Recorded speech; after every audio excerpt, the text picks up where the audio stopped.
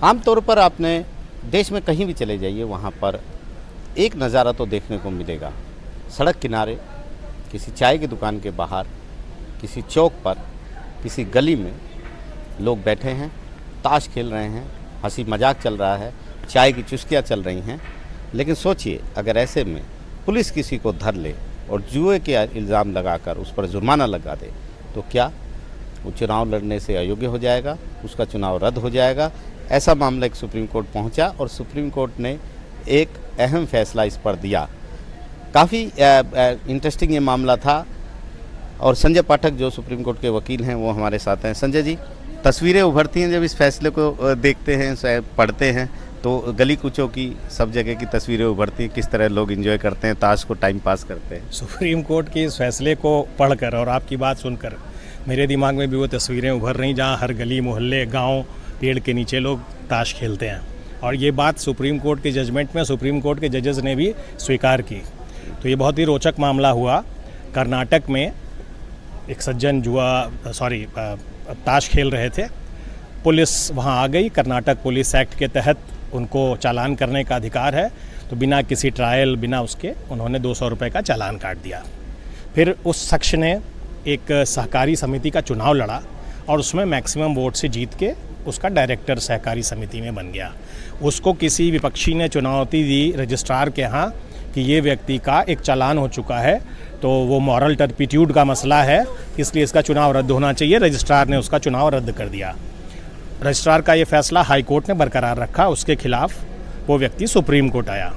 तो supreme court ने इस मामले में कहा कि हमारे देश में जो गरीब तबका है उसके लिए ताश खेलना एक मनोरंजन का इम्पॉर्टेंट साधन है, और हर जगह हम ऐसे लोगों को देखते हैं, और ज़रूरी नहीं कि हर व्यक्ति उसमें जुआ खेल रहा हो।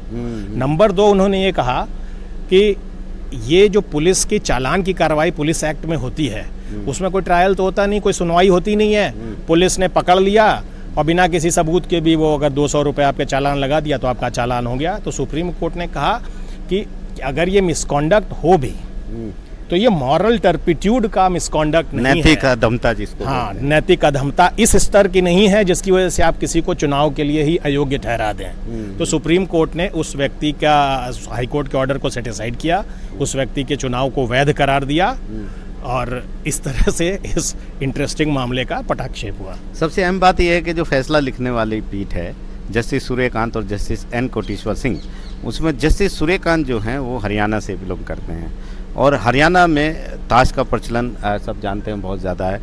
चौपालों में भी ताश चलते हैं, बड़े बुजुर्ग ताश खेलते हैं, एंजॉय करते हैं, हुक्का पीते हैं।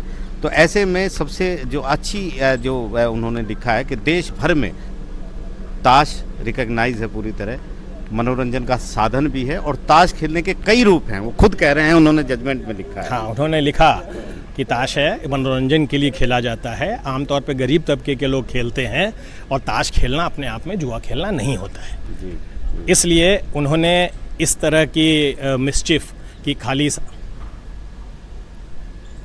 इस मिस्चिफ को उन्होंने अपने जजमेंट से करेक्ट कर दिया कि खाली इस आधार पे कि किसी का चालान जुआ खेलने के नाम पर हो गया है, वो उसके इलेक्शन को सेट असाइड करने का आधार नहीं हो सकता। तो दोबारा उनको रीइंस्टेट कर दिया है, रीइंस्टेट कर दिया, ये कहते हुए कि उनका जो बचा हुआ टर्म होगा वो पूरा करेंगे।